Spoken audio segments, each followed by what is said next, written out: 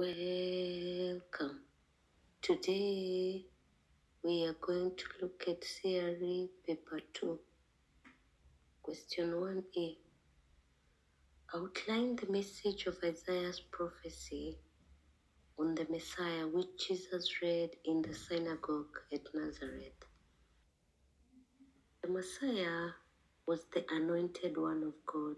The Messiah was commissioned to preach the good news to the poor, to set the captives free, proclaim the year of the Lord, to comfort all those who mourn, open the eyes of the blind. The Messiah was filled with the Holy Spirit. Question 1b. Describe the events that took place during the birth of John the Baptist. 7 marks. Elizabeth gave birth to a son. Neighbors and relatives came to celebrate with Zachariah's family.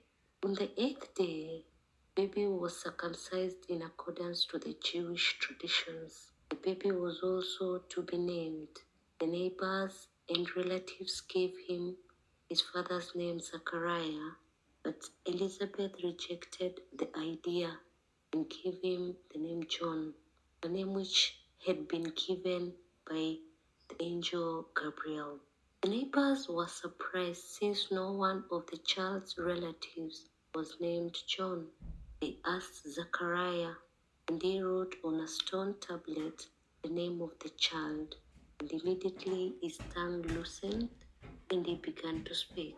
He was filled with the Holy Spirit and broke into a song of praise and prophesied about John. The people present were astonished and wondered in their hearts what this child would turn out to be. Question 1c. State 6 ways of how Christian couple should respond to childlessness. 6 marks. Pray to God to bless their marriage. Seek guidance and counseling. Seek medical advice. Remain faithful to each other. Be patient and less anxious. Seek advice from experienced couples with children. Uphold the church doctrine on marriage. Adopt children. Question 2a. Describe the incident when Jesus was rejected in Nazareth. That is according to Luke chapter 4 verse 16 to 30. Jesus came to Nazareth where he had been brought up. He went into the synagogue as he usually did on Sabbath day. He was given the book of prophet Isaiah when he stood up to read. He opened the book and found the place that was written about him, and he read it to the people. After reading, he closed the book and gave it to the attendant and sat down. Everybody at the synagogue looked at him. He told them that the scripture he had read was fulfilled in their hearing. All people were happy with what he had spoken. People wondered aloud, saying, "Is this not Joseph's son?" Jesus told them that they would ask him to do in his own country things he had done in Capernaum. He told them that a prophet is not accepted in his own country.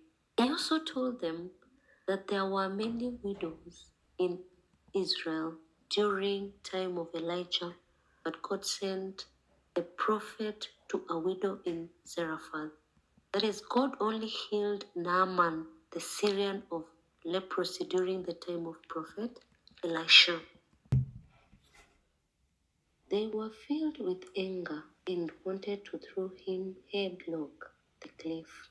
Jesus passed through their midst and went away. Question 2b. Outline the reasons why Jesus faced opposition from the Pharisees in Galilee, according to Luke chapter 5, verse 12 to Luke chapter 6, verse 11. Jesus touched a man with leprosy, which was against the Jewish law.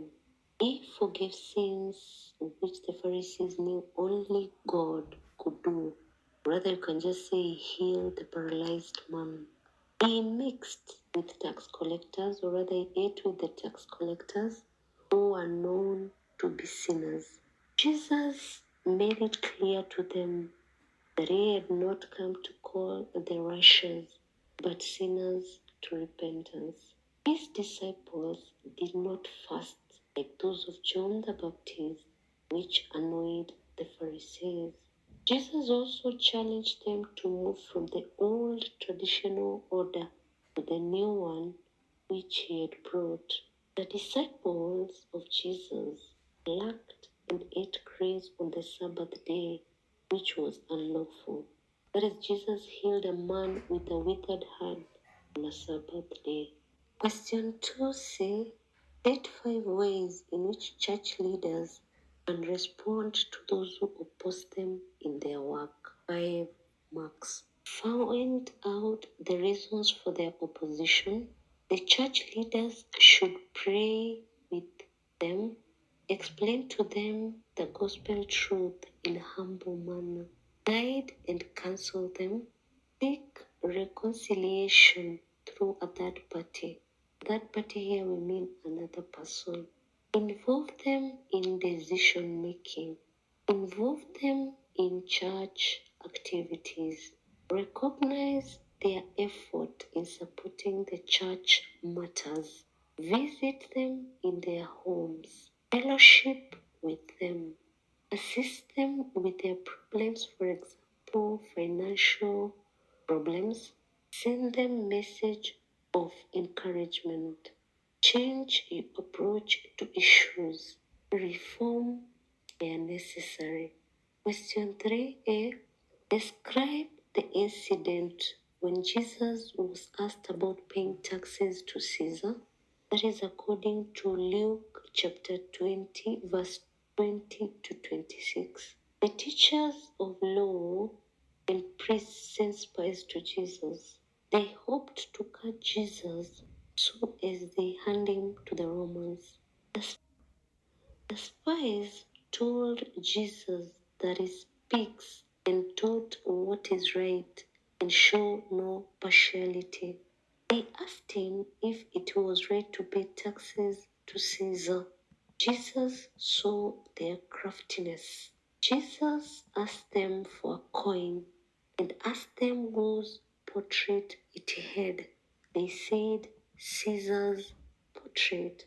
Jesus told them to give Caesar what belongs to Caesar and to God what belongs to God.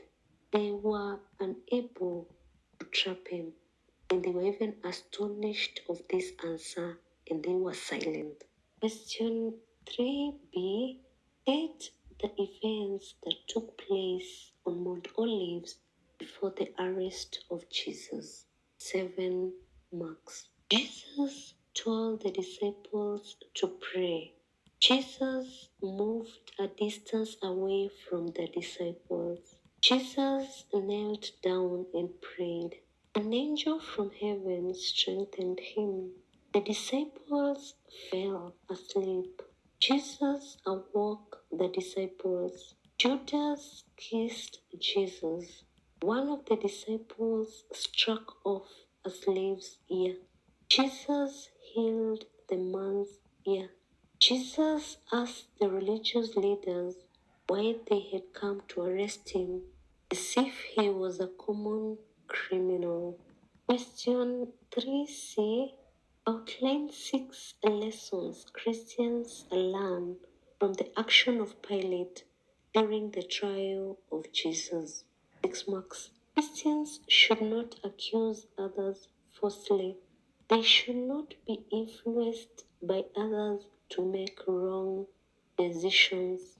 They should strive to please God and not man. Christians should always be fair in their actions. They should not abuse the power given to them. They should give proper guidance to others. Christians should be assertive in decision making.